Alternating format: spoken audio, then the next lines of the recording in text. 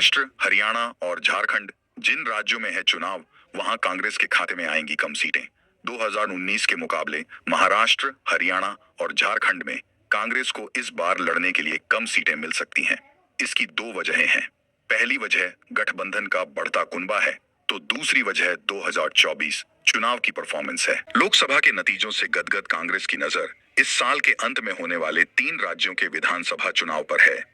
Party को हरियाणा और महाराष्ट्र में जहां 10 साल बाद सत्ता वापसी की उम्मीद है, वहीं झारखंड में भी पार्टी को बेहतर प्रदर्शन का भरोसा है। हालांकि चुनाव और जीत से पहले पार्टी के लिए इन राज्यों में सीट बंटवारा सबसे बड़ी चुनौती है। 2019 के मुकाबले तीनों ही राज्यों में कांग्रेस को लड़ने के लिए इस बार कम सीटें मिल सकती हैं। इसकी दो वजहें हैं।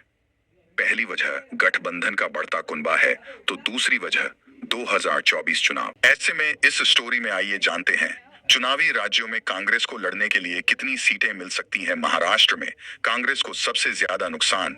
2019 में महाराष्ट्र में कांग्रेस शरद पवार की पार्टी एनसीपी के साथ गठबंधन कर मैदान में उतरी थी।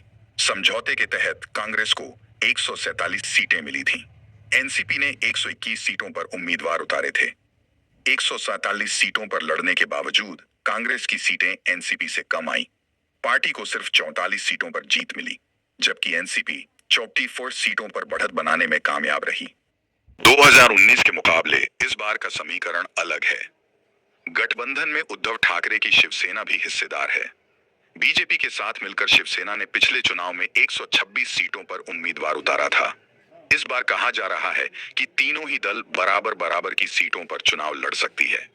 अगर यह फॉर्मूला लागू होता है तो कांग्रेस के हिस्से करीब 46 सीटें आ सकती हैं। वहीं कांग्रेस को महाराष्ट्र में सपा भी दबाव बना रही है। यूपी में सपा और कांग्रेस का गठबंधन हिट रहा है।